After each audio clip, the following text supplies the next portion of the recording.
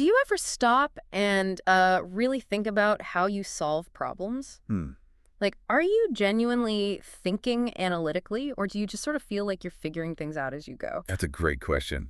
It really matters, doesn't it? It totally does, because whether it's, a complex issue at work or even just trying to cook dinner with whatever's left in the fridge, analytical thinking is kind of the engine behind good solutions. Exactly. Smart choices often come from that deeper thinking. So today we're doing a deep dive into what this skill, analytical thinking, actually is, and maybe more importantly, how you can make it work better for you. Right. Let's imagine, like, a common work thing. Mm-hmm. A project stalls, deadline's coming up fast, the team seems confused, maybe spinning its wheels a bit. Yeah, stressful. Very. Analytical thinking is, well, it's the ability to step back from that mess Okay. and methodically, piece by piece, figure out what's actually going wrong. What are the real roadblocks?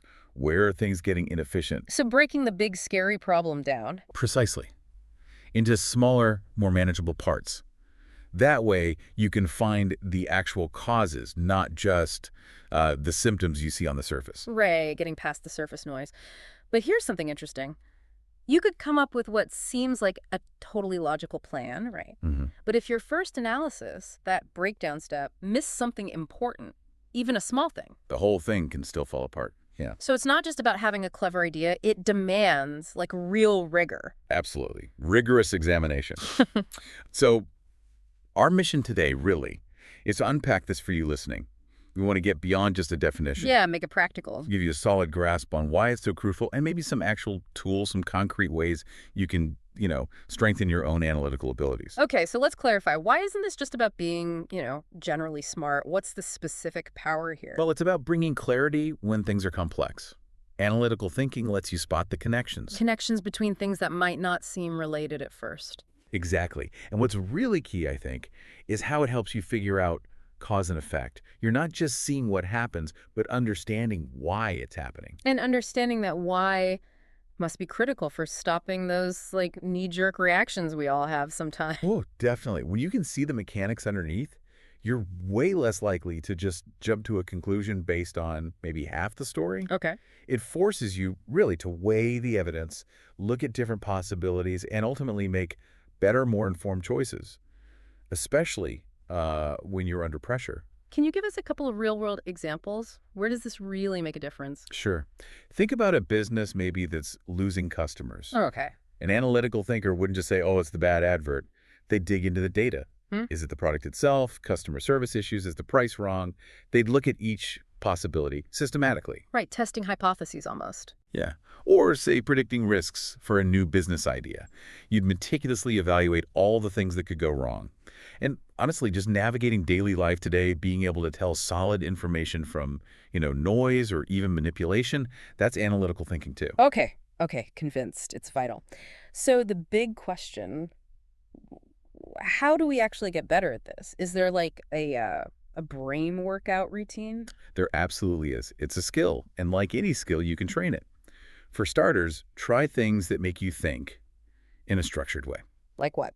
Puzzles are great. Sudoku, chess, those logic grid problems, they force you to think ahead, weigh options. Okay, puzzles. What else? Adopt a questioning mindset constantly. Don't just accept things at face value. Ask yourself, why is this like this? What assumptions are being made here? Is there evidence for this?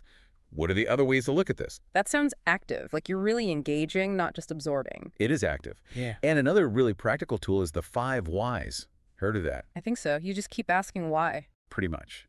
When you hit a problem, don't settle for the first answer. Ask, why did that happen? And then for that answer, ask why. Again. Keep going, maybe 5 times or so, To drill down. to drill down to the actual root cause. Hmm. It's amazing how often the first why isn't the real issue at all. Huh. Interesting. Also, reflect on your decisions. After you make a choice, especially a big one, think back. What went well, what didn't, and crucially, why? Try to spot the assumptions you made beforehand. Those are often blind spots. Learning from mistakes, basically. And successes. And one more thing, talk to other people you know who think analytically. Just hearing their perspective can open up new angles you hadn't considered. Right, so it's about practice, questioning, reflection, and getting different viewpoints. So what's the ultimate payoff? How does this help in, say, a tough spot? Okay, imagine you're facing a really high-pressure situation, maybe at work.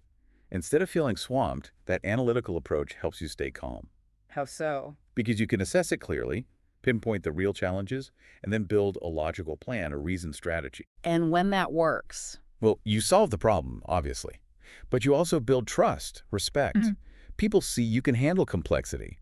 And remember, this isn't some kind of magic gift. It's a developed skill. So let's circle back to that first question we asked. Can you, the listener, think analytically?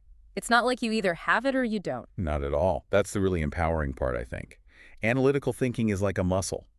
The more you consciously work it, the stronger it gets. So every puzzle, every why question, Every time you reflect on a decision, it all adds up. It's development through practice. that's a really positive way to frame it. Okay, so here's a final thought for you to take away. Think about a challenge you faced recently. Could be anything. Looking back now with this analytical lens we've been talking about, what key things, what fundamental factors might you have missed at the start? Hmm. That's a good one to chew on. It really could change how you tackle the next hurdle, couldn't it?